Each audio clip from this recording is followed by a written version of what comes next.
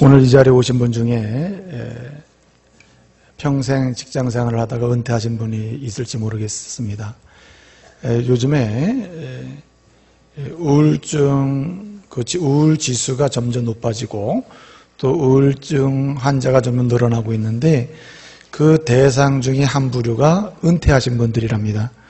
은퇴하신 분들에게서 우울 지수가 높게 나타나고 또 심지어는 우울증으로 인해서 굉장히 힘들게 사시는 분들이 많다는 말이죠. 오늘 여기 은퇴하신 분들 있으면 우울해하지 마시고 또 우울함으로부터 탈출할 수 있는 기회가 되기를 바랍니다. 왜 그렇게 은퇴하신 분들이 우울 지수가 높고 우울증에 그렇게 걸리고 그것 때문에 고생을 이렇게 할까요? 많은 분들은 그렇게 이야기를 합니다.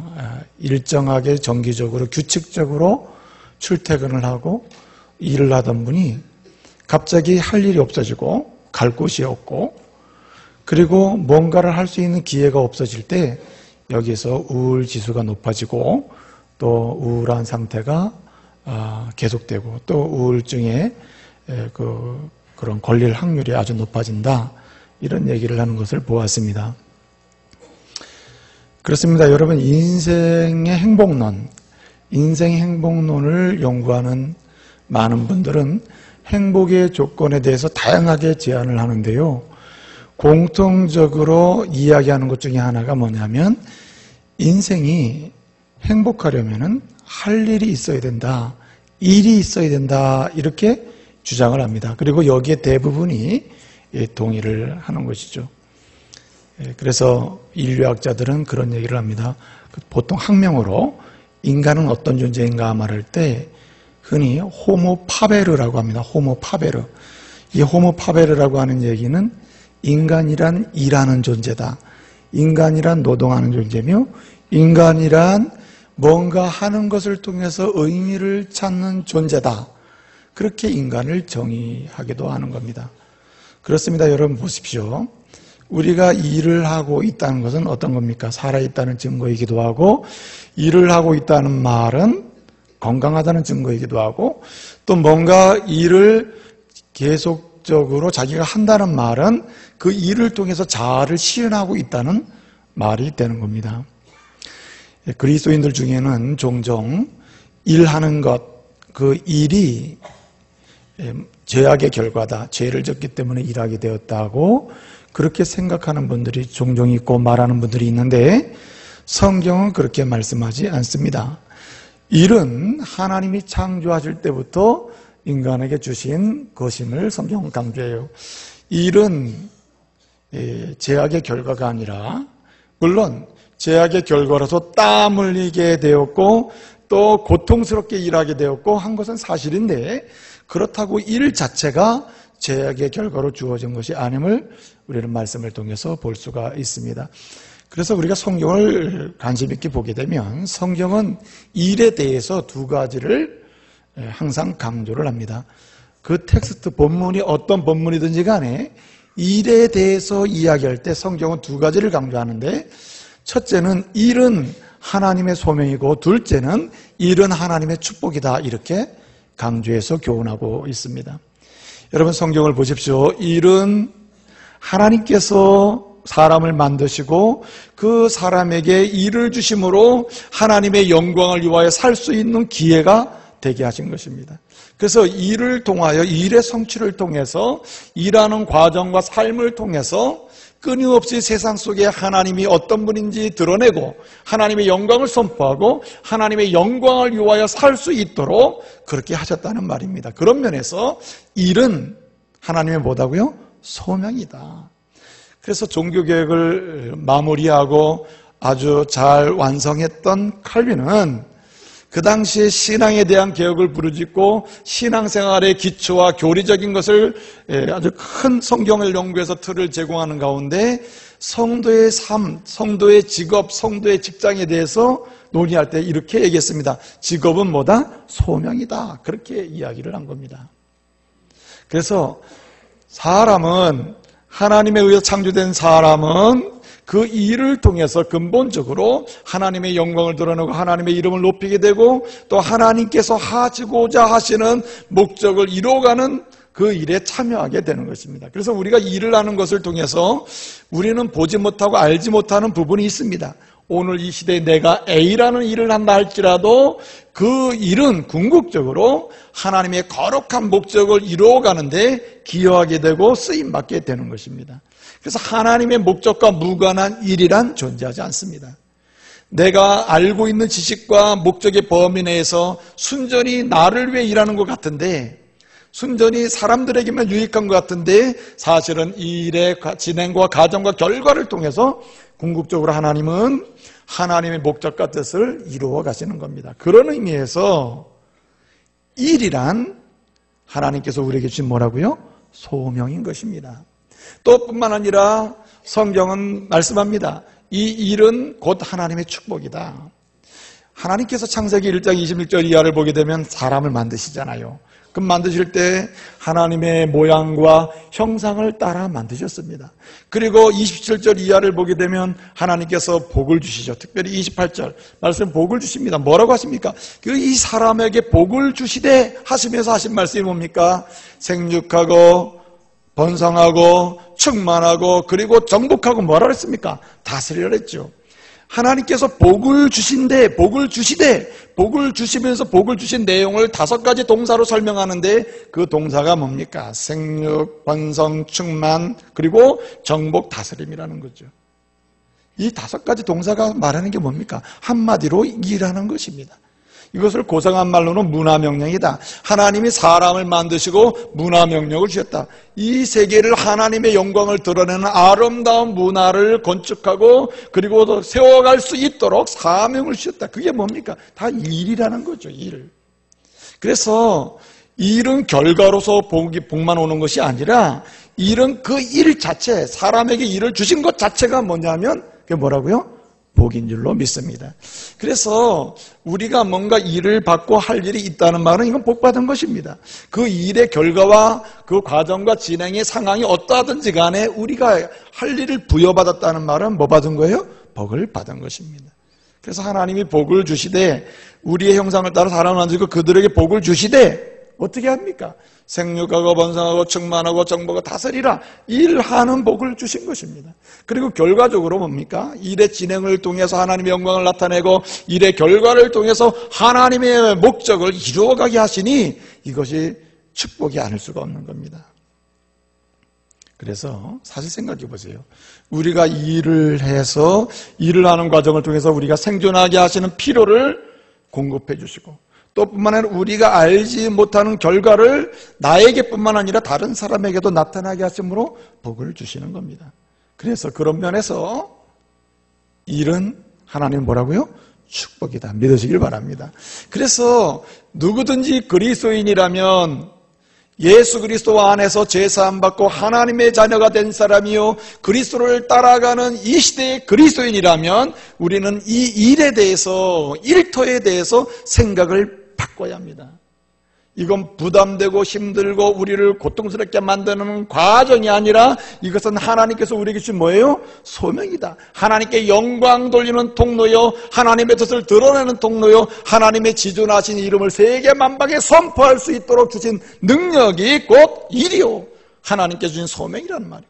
또 한 가지 어떻게 전환해야 합니까? 바로 하나님의 축복이다. 일하는 일을 통하여 그 자체가 복이요 일하는 과정을 통해서 하나님과의 만남이 복이요 또 일의 결과를 통해서 하나님의 이름을 높이고 또 내게 필요한 것을 공급하실 뿐만 아니라 내가 알지 못하는 결과까지도 가져오게 하시는 하나님의 축복이 뭐냐? 일이라는 것. 이러한 발상의 전환이 있기를 바랍니다. 그리스도인은 그래서 일을 생각할 때에 첫째는 하나님의 소명이다. 둘째는 하나님의 축복이다. 이러한 믿음의 가치관을 가지고 가야 하는 것입니다. 그렇기 때문에 우리는 어떻게 일터 생활을 하느냐에 따라서 달라질 수가 있어요. 그러므로 우리는 일터의 삶을 아주 하나님이 원하시는 대로 가꾸어 가야 하고 일터의 삶을 규모 있게 다루어야 하고 일터의 생활을 아주 존중하고 아주 귀하게 여길 수 있는 사람이 되어야 합니다. 그리스도인은 일터를 무시하면 안 되고 일터의 삶을 가볍게 여겨서는 안 됩니다. 여러분, 우리가 예수 그리스도를 믿고 그 은혜로 하나님의 자녀가 된 이후에 신앙생활을 하죠. 신앙생활을 교회에서만 하는 게 아닙니다. 교회는 시작에 불과한 거예요. 여러분, 한 주간의 삶을 생각해 보세요. 교회에서 여러분이 머무르는 것 얼마나 됩니까? 굉장히 작은 시간 아니에요? 여러분, 우리의 삶이 대부분 어디서 이루어집니까?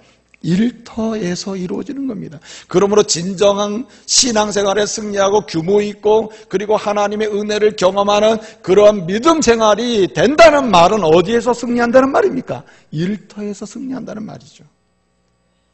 우리가 일터 생활을 어떻게 하느냐에 따라서 하나님의 영광을 드러낼 수도 있고 하나님의 영광을 가릴 수도 있습니다. 우리가 일터의 생활을 어떻게 하느냐에 따라서 주님의 이름을 높일 수도 있고 주님의 이름을 욕되게 할 수도 있습니다. 우리가 일터의 삶을 어떻게 하느냐에 따라서 우리가 하나님의 은혜를 누릴 수도 있고 그 은혜를 저버릴 수도 있는 거예요. 그러므로 오늘 이 시간 하나님이 저와 여러분을 주의 전으로 부르셨는데 이 거룩한 주일에 하나님을 높이시는 이 예배를 통해서 말씀을 통해서 저와 여러분의 일터의 삶이 전환되는 역사가 있기를 바랍니다.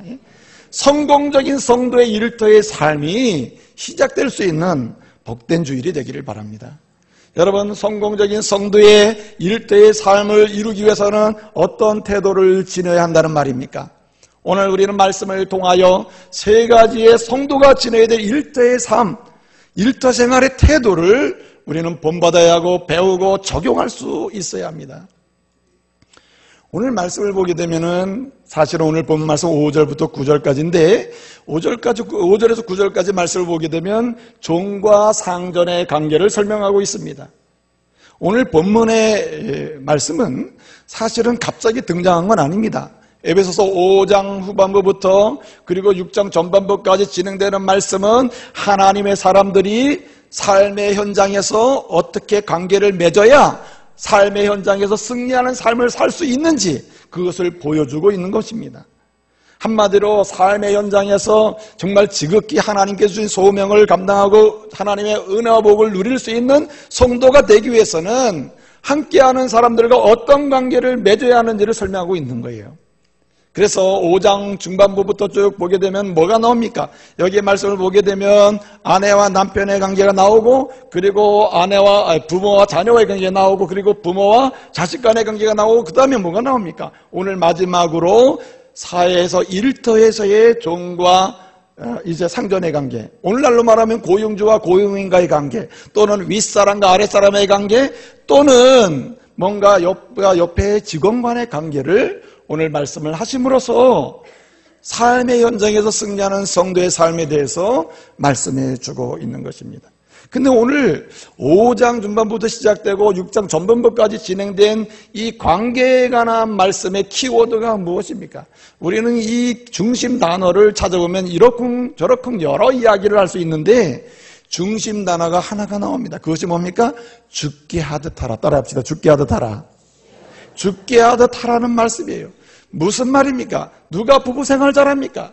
누가 자녀와의 관계가 좋습니까? 누가 부모와의 관계가 좋습니까?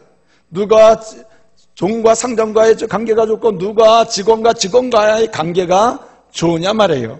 이 좋은 관계의 시작은 누구와의 관계? 주님과의 관계가 전제되지 않고서는 안 된다는 말이죠.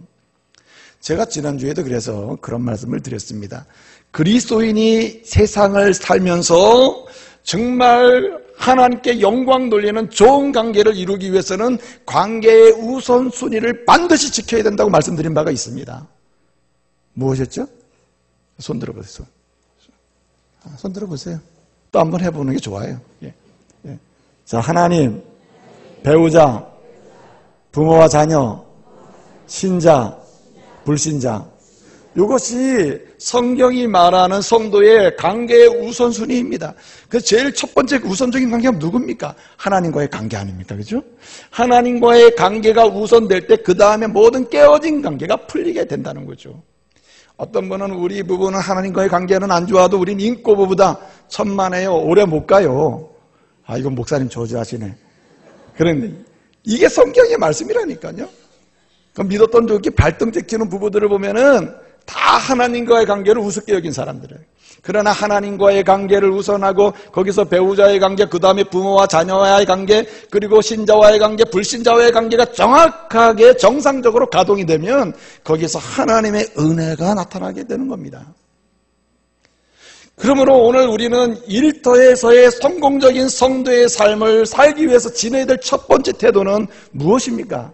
따라합시다. 하나님께 감사하라. 모든 것을 주신 하나님께 감사해야 한다는 말입니다. 오늘 상정과 종의관계 일터의 삶의 그 관계를 설명하고 있는데요, 여기서도 죽게 하다 달아, 죽게 하다 달아, 죽게 하다 계속 강조되고 있습니다. 이 말은 무엇입니까? 성도의 일터의 삶이 성공적으로 그리고 소명을 감당하고 하나님의 축복을 경험하는 일터의 삶이 되기 위해서 첫 번째 지녀야 될 태도가 우선적으로 하나님과의 관계가 명료해야 한다는 말입니다. 하나님과의 관계가 어떤 것입니까, 여러분? 오늘 바울의 우리가 서신을 보고 있는데요, 바울이 에베소 교회에 주시는 말씀이죠. 바울은 데살로니가 교회 성도들에게도 관계에 대해서 말씀을 했습니다. 그러면서 바울이 첫 번째 우선순위로 내놓은 것이 뭡니까? 범사에 뭐하라? 감사하라 이야기했습니다. 그러면 범사에 감사를 누구한테 해죠? 옆에 있는 사람에게 감사합니까? 아들에게 감사합니까? 아니에요. 바울이 주장하는 바는 누구에게? 죽게 하듯 모든 게 죽게 하는 건데, 그게 첫 번째인데 그 주님께 감사를 하라는 말입니다. 여러분, 우리가 일터에서 성공적으로 뭔가를 성취하고 그리고 주께서 말씀하신 대로 이런 소명이고 이런 축복이다 하는 이 두 가지의 교훈의 성경적 말씀이 우리에게서 경험되고 성취되는 과정의 첫 번째 중요한 태도가, 그래서 우리는 모든 것을 주신 하나님께 뭐 해야 돼요? 감사해야 한다 이 말이죠. 사실 바울 당시에는 노예 시대입니다. 노예가 있던 시대예요. 그래서 그 당시에는 예수를 믿어도요, 주인 먼저 믿던 경우가 아주 드뭅니다. 종종 주인이 먼저 믿었지만은 대부분은 노예들, 종들이 먼저 예수님을 영접해요. 이 복음이라는 게 그래서 이 하층민들에게 먼저 전파된 것을 볼 수 있어요, 그 당시에. 그럼 생각해 보세요. 종들이 예수님을 믿잖아요. 그러면 종이 마음 놓고 예수님을 믿기가 얼마나 힘들겠습니까? 그런데 예수 믿음으로 제사함 받고 하나님 자녀가 되는 게 너무나 감격적이기 때문에 그런 종임에도 불구하고 어떻습니까? 믿음 생활에 전념을 하는 거예요. 그런데 주인들이 보니까 어떻습니까? 아이고, 이 종이 요즘에 달라졌단 말이에요. 이전에는 볼 때는 일하고 안 볼 때는 좀 놀고, 또 이전에는 그냥 억지로 종이니까 하는 이런 분위기가 역력했는데 어느 날부턴가 종처럼 일하지 않고 어떻게 해요? 마치 자기의 일처럼 그렇게 일을 한다 이 말이에요. 그리고 주인을 대하는 데 달라요. 뭔가 다 달라졌어요. 가만히 살펴보니까 이 사람은 누굴 믿고 있어요? 예수를 믿고 있다 이 말이죠. 그러니까 하나님에 대해서 모든 것을 주신 하나님께 감사할 때에 어떻습니까? 일터에서의 소명이 성취되고 하나님의 은혜를 볼 수가 있다 이 말입니다. 그래서 사실 이제 어떤 분이 이렇게 비판을 해요. 이 당시에 노예제도가 있던 시대인데 바울 사도는 왜 노예제도를 폐지해야 한다고 편지를 쓰고 막 주장하지도 않고, 아니면은 어떻게 보면은 마치 노예제도를 인정해가지고 노예제도 좋은 것이라는 그런 분위기를 풍기는 주장을 하는 것처럼 보인다고 하면서 바울의 편지를, 바울의 주장을 비판하는 진보적인 신학자들도 있습니다. 근데 여러분 보십시오. 그럼 여러분 바울을 오해해서는 안 되죠. 바울이 정말 노예제도를 인정하고 좋은 제도니까 그대로 따라가라는 말입니까? 아니면 바울이 다른 데서 노예제도 폐지운동을 전개했다는 말입니까? 바울의 관심은 노예제도 그 자체에 있질 않습니다. 노예제도를 폐지해야 된다 아니면 지지해야 된다, 여기에 관심이 있질 않아요. 사실은 바울의 서신서를 살펴보면 바울 서신서의 공통적인 현상이 뭐냐면 끊임없이 따라합시다. 개혁해야 한다.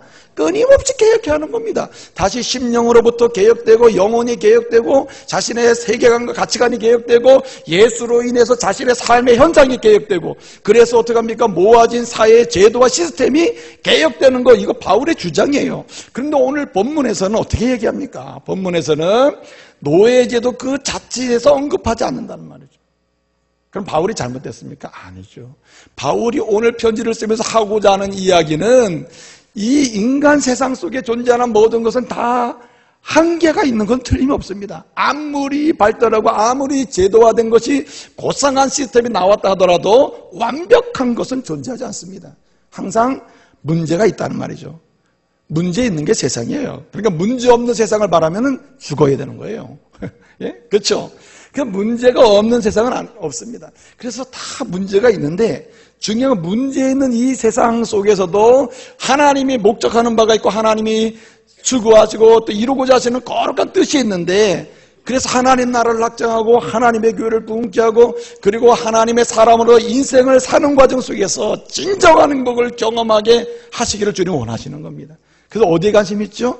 그러므로 너희는 오늘 노예 제도가 문제냐 아니냐 내가 그걸 말하려고 하는 게 아니라 오늘 우리의 시대의 상황이 어떠하든지 간에 누구를 중심으로? 주를 중심으로 봐야 한다는 말입니다. 그래서 때로는 고통도 주님이 주신 거죠. 때로는 굉장한 핍박의 환경도 어떻게 해요? 주님이 주신 환경일 수 있고 그것을 통해서 우리가 새로워질 수 있는 기회가 오는 것입니다. 그러므로 우리는 모든 것을 주신 하나님께 어디서? 일터에서 감사해야 할 줄로 믿습니다.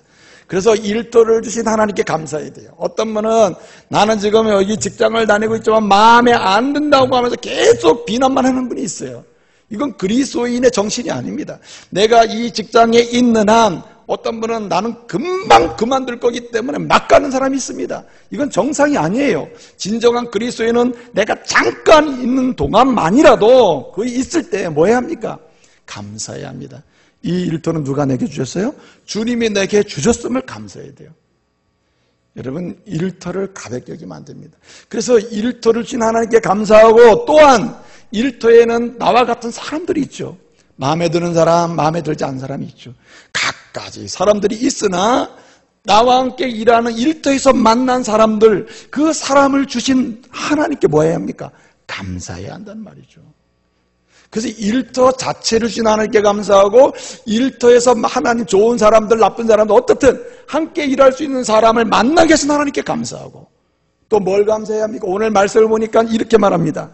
8절을 보겠습니다. 8절 다 같이 읽습니다. 시작. 이는 각 사람이 무슨 선을 행하든지 정의나 자유이나 주께로부터 그대로 받은 줄을 알미라. 아멘. 무슨 말입니까? 뭘 감사해야 되느냐? 이 일터를 주신 하나님께 감사하고 일터에서 좋은 사람들, 나쁜 사람 어떻든 함께 일하는 사람을 만나게 해서 하나님께 감사하되 뭘 감사해야 되느냐? 이 일터를 통해서 나의 필요를 공급해 주심을 감사하고 또 공급해 주실 줄 믿고 감사하고 그리고 내가 알지 못하는 이 아주 큰 일이 이 일을 통해서 진행되고 있음을 감사해야 한다 이 말입니다. 여러분 보세요. 우리가 무엇을 하든지 선을 행하게 되잖아요. 그러면 반드시 주님은 그대로 갚아주십니다. 믿으시길 바랍니다. 주님께서 말씀하셨잖아요. 너는 나에게 내가 헐벗을 때 입을 것을 주었고 내가 목마를 때 마실 물을 내가 언제 그것을 주었습니까? 그렇게 했다는 말입니까? 주님 뭐라죠? 내가 가난한 자, 연약한 자, 목마른 자 한 것이 곧 나한테 한 거라고. 선을 행하고 일터에서 선을 행한 대로 하나님 기뻐하는 대로 작든 크든 한 일에 대해서 주님 어떻게 해요? 반드시 갚아주신다 그랬거든요. 그래서 오늘 뭡니까? 바울이 나는 안다. 나는 다른 것은 몰라도 이것은 알고 있다. 우리가 일터에서 주님의 이름으로 감사하면서 심은 것은 반드시 주님 뭐예요? 반드시 갚아주신다는 거예요. 그래서 우리가 감사할 것 중에 하나가 뭐냐면 장차 우리가 심은 대로 갚으신다고 하신 약속을 주신 그 하나님께 뭐예요? 감사해야 하는 것입니다. 희망이 있죠. 소망을 주고 계신 그 하나님께 감사함으로 오늘 우리의 일터가 새롭게 보일 수 있다는 말입니다. 여러분의 일터에 대해서 자부심이 없고 옮길 생각만 하고 그리고 잠깐 있다 갈 거기 때문에 막 가는 분이 있습니까? 여러분 오늘 이 시간이 일터에서 모든 것을 주신 하나님, 일터를 주신 하나님, 함께할 사람을 주신 하나님, 일터를 통해서 필요를 주신 하나님, 장차 하나님 나라에서 내가 심은 대로 주시겠다고 약속하신 그 하나님께 감사할 수 있는 사람 되시길 바랍니다. 감사할 때 어떻게 해요? 완전히 일터의 삶이 전환되는 것입니다. 어떤 그런 분이 있어요. 내가 결혼해서 이렇게 살고 있는데 그때 결혼할 무렵에 현재의 남편과 결혼하지 않았다면 지금은 엄청나게 행복해졌을 거라고 착각하는 분들이 있습니다. 근데 여러분, 바울의 관점대로 한다면 이렇게 해석해야 돼요. 지금 그 당시 결혼할 당시에 오늘 이 남편이나 아내와 결혼하지 않았다면 더 지독하게 고생할 뻔했다. 그렇게 해석해야 맞는 거예요, 바울의 관점에서 보면. 예? 그러므로 어떻습니까? 내게 함께할 사람을 주신 하나님, 남편을 주신 하나님, 아내를 주신 하나님, 자녀를 주신 하나님, 함께 일할 사람을 주신 하나님께 감사할 때에 일터가 변화가 일어나는 거예요. 또 뿐만 아니라 여러분, 오늘 말씀을 보십시오. 성공적인 성도의 일터의 삶이란 어떤 태도를 지녀야 합니까? 어떨 때 가능한 거예요? 첫째가 하나님의 강한 태도가 명료해야 한다면, 둘째는 함께 일하는 사람에 대한 태도가 명료해야 합니다. 오늘 여기 말씀을 보게 되면은 5절에 뭐라고 말씀합니까? 종들아, 너희 상전에 대해서 어떤 태도를 취하라고 합니까? 그리스도의 종처럼 뭐하라고요? 순종하라고 합니다. 순종하라고. 9절에 보니까 상전들아, 너희 종들에 대해서 너희도 뭐같이? 9절을 보면 이와 같이 하라고 합니다. 이와 같이. 이와 같이가 뭡니까? 종들이 상전에게 순종하듯이 상전들도 어떻게 합니까? 종들에게 순종하는 마음으로 그렇게 그들을 대하라고 하는 것이죠.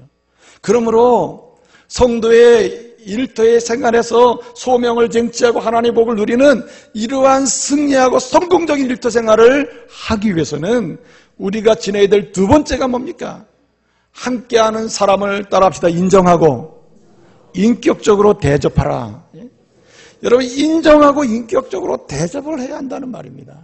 사람들은 죄인으로서 본성상 선별하려고 하는 성향이 강해요. 항상 어디를 가면 내 편이 될까? 아니면 상대편이 될까? 어떤 나와 함께 할 수 있는 사람인가? 아닌가? 이런 것을 내적으로 계속 질문을 하면서 사람을 대면하고 만나죠. 그런데 그리스도인의 일터의 삶에서 성공적이게 되려면은 주님 말씀하십니다. 어떻게 하라고요? 선별하려고 하지 말고 그들을 무조건 하나님이 함께 하도록 주신 선물로 뭐예요? 인정하고 그들을 인격적으로 대우하라는 말이에요. 오늘 여기 9절 말씀 보게 되면 상전들아, 너희도 종들이 너에게 순종하는 것처럼 참 뭔가 내가 할 수 없지 종이니까 너한테 이렇게 하는 게 아니라 인격적으로 당신을 하나님의 사람으로 인정하면서 대우하듯이 상전들도 어떻게 하라는 얘기예요? 종들에 대해서 이와 같이 그렇게 인정하고 인격적으로 대하라는 말이에요. 그럼 뭐라랍니까? 이협하지 말고 했습니다. 9절 보세요. 이협하지 말고. 뭐 하지 말라는 거? 협박하지 말라는 거거든요.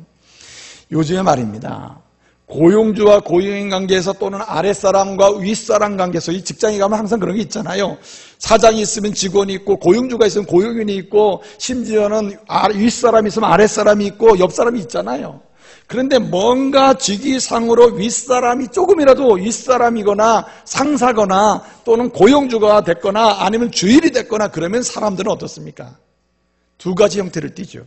하나는 뭔가를 성취하기 위해서 부정적인 차원에서 방법을 취하는 사람이 있습니다. 비인격적으로 사람을 대하면서 이협하고 협박을 하는 거죠. 너 이거 이렇게 못하면 다음 달에는 보너스 없다든지 뭐 이렇게 안 하면 당신은 뭐 월급이 문제가 된다든지 이런 식으로 협박하는 사장님이 있어요. 윗사람이 있어요. 당신 이래다가 당신 승진 못했다든지 뭐 이런 식으로 협박하는 분이 있죠. 반대로 어떻습니까? 반대로 당신이 이렇게 한다면 당신에게 이런 주익이 있습니다 하면서 축복하면서 하는 사람도 있어요. 여러분, 훌륭한 어머니에 대해서 제가 잠깐 말씀드릴게요. 훌륭한 어머니냐 아니면은 훌륭하지 않는 어머니냐는 아이에게 조건을 다는 방법에 따라 달라질 수 있습니다. 되게 어머니들이 그렇게 얘기하죠. 너 학교 갔다 오면 숙제부터 하고 그 다음에 예습부터 해놔라. 네가 만약에 이것을 하지 않으면 너 저녁도 없어.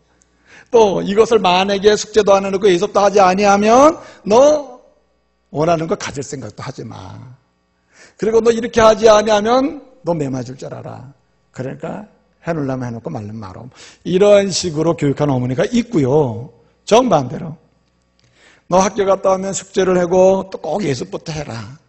내가 그렇게 할 때 엄마는 너무 즐거울 것 같고 너도 너에게 굉장히 행복할 거야. 엄마는 너에게 맛있는 것을 더 해주고 싶고 내가 원하는 것도 사주고 싶고 내가 소망하는 것을 더 이루는데 엄마가 도와줄 수 있을 거야. 이렇게 하는 사람이 있다 이 말이죠. 여러분 어떤 어머니가 훌륭합니까? 꼭 조건을 달아도 꼭 부정적으로 다는 엄마가 있고 긍정적으로 다는 엄마가 있어요. 긍정적으로 조건을 달아서 격려하는 어머니 밑에서 안정된 정서의 어린애가 나와요. 정서 상태가 굉장히 안정되고 아주 성품이 좋은 인격적인 아이가 나온다고. 맨날 부정적인 조건을 다는 어머니 밑에서 어떻습니까? 맨날 비판하고 원망하고 비평하는 아이가 나오는 거죠. 그 엄마 밑에 그 아들이 나오는 거죠. 이렇게 말하면 그 아버지 밑에 그 엄마, 그 아들이 나온다고 말하고 싶은 여성들도 있겠지만은 여성의 몫이 더 커요. 그러므로 우리는 직장에서 주인이든 또는 상사든 아니면 고용주든 아니면 윗사람이 돼 있다. 그럴 때 어떻게 해야 합니까? 우리는 아랫사람이라 하더라도 아랫사람의 문제가 아니라 하나님이 나와 함께 일하도록 주신 선물로 인정하고 그들을 어떻게 해요? 인격적으로 대하는. 협박하면 안 됩니다, 여러분. 우리가 지금 힘들어도 당신이 이 일을 잘 해주시면 저도 당신도 이런 유익이 있을 겁니다. 제가 도와줄 수 있는 내가 이 정도 도와드릴 수 있을 겁니다. 힘을 내봅시다. 이게 훌륭한 고용주지. 척하면 뭐 사표 쓸 준비하시오. 척하면 뭐 준비하시오. 이런 고용주 밑에서는 안 된다. 그래서 그리스도인이라면 고용주가 됐던 사장님이 됐던 아니면 아랫사람이 됐던 윗사람이 됐던 어떠든지 간에 어떻게 인격적으로 대할 수 있는 믿음의 사람이 되어야 할 줄로 믿습니다. 그럴 때 그 사람이 있는 직장이 일터가 하나님의 영광을 드리는 소명을 감당할 수 있고 하나님의 은혜의 통로가 될 줄로 믿습니다. 자, 생각해 보십시오. 그러면 어떻게 하면은 인격적으로 잘 대할 수 있다는 말입니까?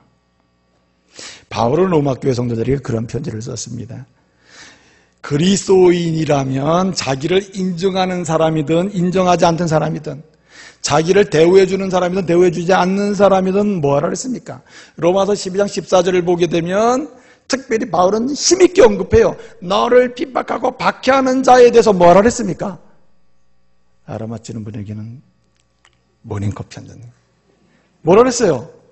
너를 핍박하는 자, 박해하는 자를 뭐하라? 축복하라 그랬죠. 이것이 인격적으로 대화하는 가장 좋은 방법이에요. 그러므로 일터에서 우리가 성도로서 다른 사람, 많은 사람, 내 마음에 들든 안 들든 나를 인정하든 부정하든 나를 핍박하고 아니면 왕따를 시키든 상관없이 그리스도인이라면 우리는 인격적으로 그를 주의 이름으로 축복할 수 있어야 할 줄로 믿습니다. 그럴 때 어떻게 해요? 그럴 때 달라지는 것이죠. 그래서 바울은 한 걸음 더 나가죠. 뭐라고 얘기합니까? 빌립보 교회에 또 얘기했습니다. 빌립보 교회 편지를 쓰면서 뭐라고 얘기합니까? 여러분들이 일상의 삶을 살아가고 신앙의 삶을 살아가고 일터의 삶을 살아갈 때 여러분들 함께하는 사람들을 인정하고 인격적으로 대해야 합니다. 그리스도인이라면 그렇게 해야 합니다. 그래야 성공적인 성도의 일터의 삶에 결실이 있게 됩니다. 소명을 정착해서 축복받습니다. 그렇게 하면서 하는 얘기가 뭡니까?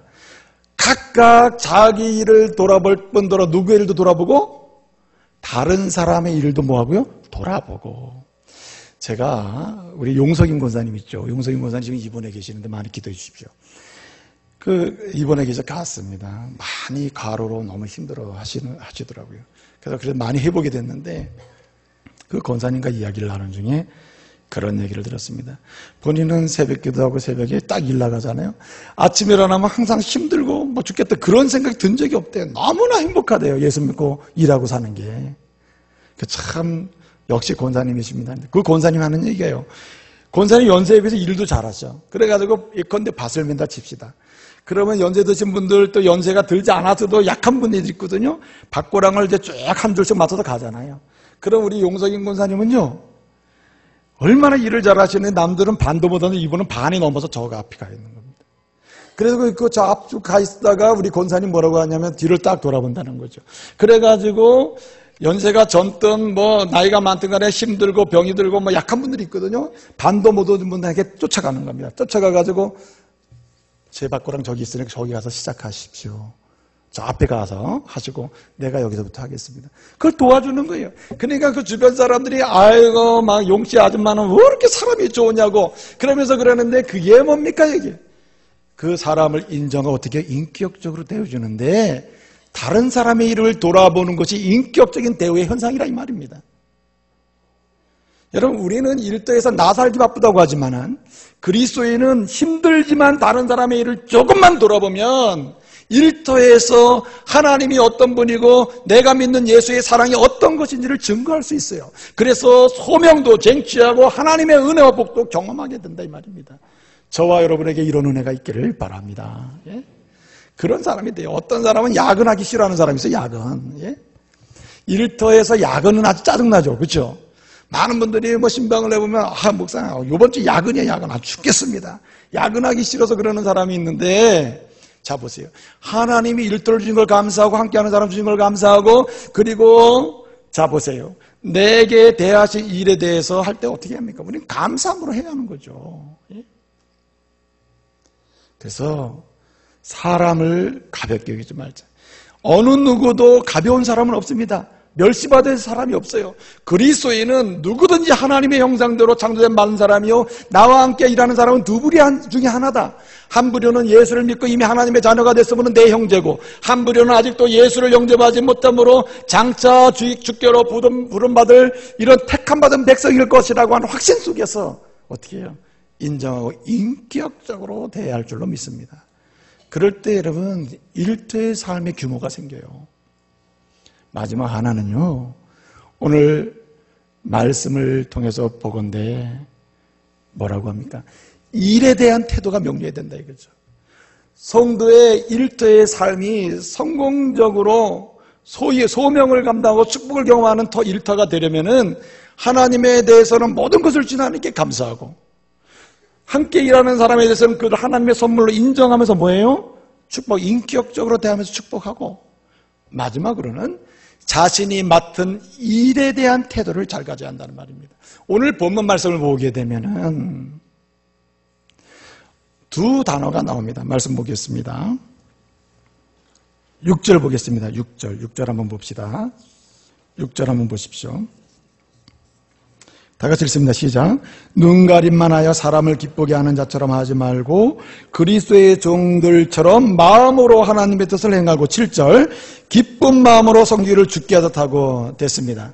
자, 그리스도의 종들처럼 무엇으로 하나님의 뜻을 행하고 마음으로 행하고 여기 마음으로 행한다는 말은 에크푸시케스라는 말인데 이것을 여러분 거기 보세요.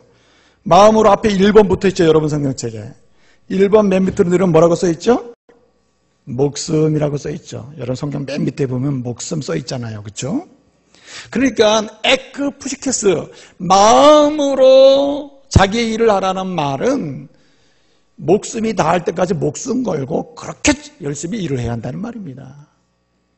그리고 오늘 여기 말씀해 보니까 뭐라 그랬습니까? 말씀을 보니까 거기 7절 다 같이 읽어봅시다. 다시요. 7절 시작. 예, 기쁜 마음으로 성령을 죽게 하다고 했죠. 여기 기쁜 마음이라는 말은 이 뭐냐면요. 메트 유노아스라고 해서 세 가지 뜻이 있습니다. 한번 따라해 보세요. 전심으로, 열정적으로, 즐겁게. 이 세 가지 뜻이 있습니다. 여기 기쁜 마음으로라는 말은 메트 유노아스인데 전심으로 하라, 열정적으로 하라, 맞으면 뭐라고요? 즐겁게 하라는 거예요. 그러므로 우리가 성도의 일터의 삶 속에서 소명을 쟁취하고 하나님의 복을 경험하는 성공적 일터 생활을 위해서 가져야 될 세 번째 태도는 무엇입니까? 내가 맡은 일에 대해서 전심으로 열정적으로 그리고 어떻게 해요? 즐겁게 일을 해야 할 줄로 믿습니다. 예? 이렇게 말씀드리면 그렇게 목사님이 직장생활 해보셨습니까? 그런 말이 나옵니까? 사실 그게 쉽지 않을 거예요. 그러나 말씀은 말씀이라. 그리스도인들이 왜 고통 중에도 기뻐할 수 있습니까? 말씀에 순종하는 가운데 즐거움을 경험하고 거기서 오는 위로를 통해서 희망을 찾는 사람들이 누굽니까? 예수의 사람들 아니에요. 예? 저는요, 이 식당 하시는 분들 보면은 참 저는 식당이 간다는 줄 알았더니요, 식당이 보통 일이 아닙니다. 예? 다 마치고 나면은 12시 1시야. 예? 그리고 전 새벽기도 나오시는 분들 보면 저는 진짜 대단하다고 봐요. 예? 근데 그 일을 할 때 말입니다. 참 죽지 못해 하는 거지 이거 뭐. 예? 먹고 살려니까 할 수 없는 거야. 이러면서 하는 사람하고 하나님께서 내게 주신 일이다. 이 일을 통해서 하나님이 내가 알지 못하는 목적도 이루실 뿐만 아니라 우리 가정도 나의 삶도 하나님께 영광 돌리는 소명을 성취하는 과정이다라고 생각하면서 어떻게 해요? 전심으로 열정적으로 즐겁게 한다면 이 일이 어떻게 되겠습니까? 어떤 분 그렇게 얘기해요. 목사님, 평일보다 주일이 더 피곤합니다. 주일 새벽기도 나가죠. 또 아침부터 봉사하죠. 또 연습하죠. 또 오후에 봉사하죠. 그리고 저녁 예배 드리죠. 또 저녁에 무슨 모임 있고 회의가 있고 집에 가면 10시입니다. 아주 평일에는 들어왔는데 주일날만 되면 너무 피곤해 죽겠다는 거야. 그래서 제가 이렇게 묻습니다. 그래서 너무너무 하기 싫다는 말입니까? 그건 뭐래? 아니에요. 이렇게 육신적으로는 피곤하고 힘들어도 너무 행복하다는 거죠. 행복하다. 그거 왜 그렇습니까, 여러분? 어떤 사람은 진짜 새벽기도부터 저녁 늦은 시간까지 하나님의 교회에서 하루 종일 전심전력 봉사하는 분들이 있어요. 힘들죠. 제가 보기 힘들어요. 그런데 그 마음과 그 영은 어떻습니까? 즐겁고 행복한 거죠. 왜 그래요? 그 영혼이 살찌는 겁니다. 육체적으로 힘든데 왜 그래요? 마찬가지로 우리가 어떤 일을 고단한 일, 육체적으로 피곤한 일을 한다 하더라도 우리가 전심으로 하나님이 내게 주신 일을 열정을 가지고 즐겁게 일을 하면 어때요? 이 사람이 모든 면에서 영육간에 강건하게 되는 것입니다. 일을 힘들게 해서 병이 생기는 게 아니라 즐겁지 않게 일함으로, 열정 없이 일함으로 전심으로 일하는 의미를 찾지 못하기 때문에 병이 드는 거예요. 그러므로 우리는요, 좀 일을 즐겁게 할 수 있는 사람이 되어야 합니다. 솔로몬은 말입니다. 전에서 그런 말씀을 했어요. 누구든지 자기 일을 즐겁게 하는 사람이 제 몫을 얻는 기쁨을 얻는다 그랬어요. 즐겁게 일하면 반드시 제 몫을 얻고 영적인, 아니면 육적인 필요를 공급받게 되는 것이죠. 영적인 평안과 기쁨도 누리게 되는 것이고. 제가 좀 전에 말씀을 드렸지만은 그 야근을 한다 칩시다. 야근을 한다 하더라도 우리 회사는 툭하면 야근이야. 진짜 못 살겠네. 이러면서 하는 사람하고, 예? 하나님이 내게 준 일이 기쁘고 이 일을 우리가 감당함으로 참으로 하나님께서 하시는 일이 있을 텐데 어떤 일이 이루어질지 기대하면서 일을 하는데 얼마나 즐겁겠어요. 그래서 그리스도인들은 뭔가 도전적이고 선도적인 사람이 되어야 하는 겁니다. 우리 교회 비전의 마지막이 뭡니까? 영성을 주도하는 사람들 아니에요? 직장에서는 어디서든지 모두가 하기 싫어하고 모두가 비판적이고 모두가 부정적일 때 그리스도인은 어떻게 합니까? 긍정하고 하나님께서 주신 목적이 무엇이며 어떤 일을 이루실 기대하면서 선도할 수 있는 사람이 되어야 하는 것이죠. 그래서 어떤 사람은 야근을 하면은 이승복형이 있습니다. 이승복형. 이승복형은 뭡니까? 나는 죽어도 야근이 싫어요. 이렇게 하면서 아주 일을 하면서도 막 싫어요 이러면서 하는 사람이 있어요. 이순신형이 있답니다. 이순신형은 뭔지 아세요?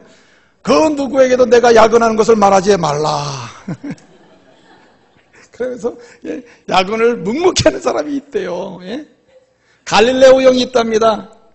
그는 일을 하면서 그래도 야근은 싫다 그랬다는 거지. 메가다 형이 있답니다. 메가다 형은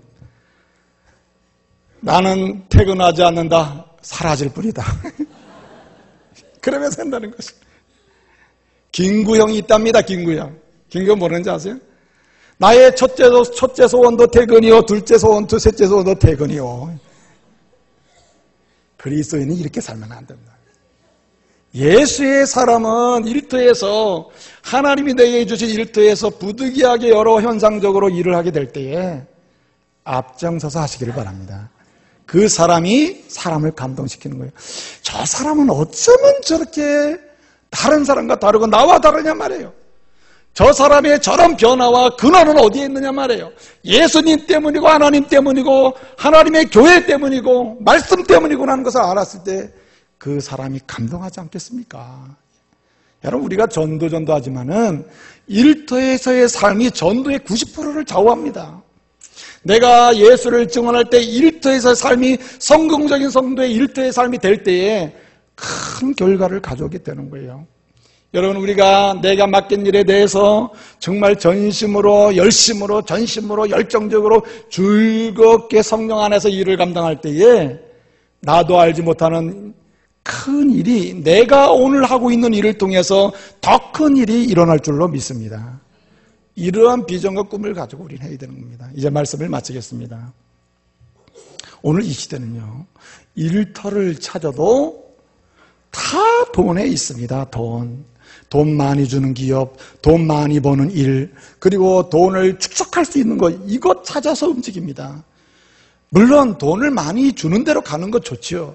더 중요한 것이 있습니다. 우리는 두 가지를 염두에 둬야 돼요.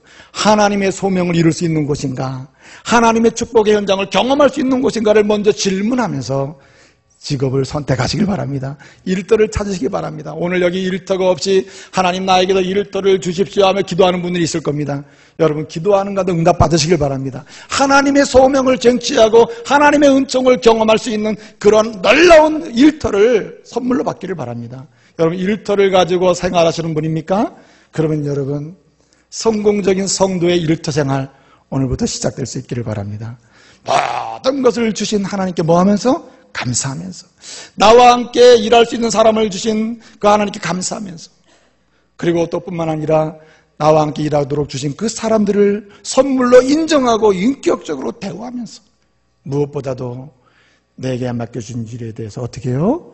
전심으로 목숨을 다하여 열정을 뿜고 어떻게 즐겁게 감당함으로써 소명도 이루고 하나님의 약속하신 축복도 경험하는 저와 여러분 되시기를 말씀으로 축복합니다. 기도하겠습니다.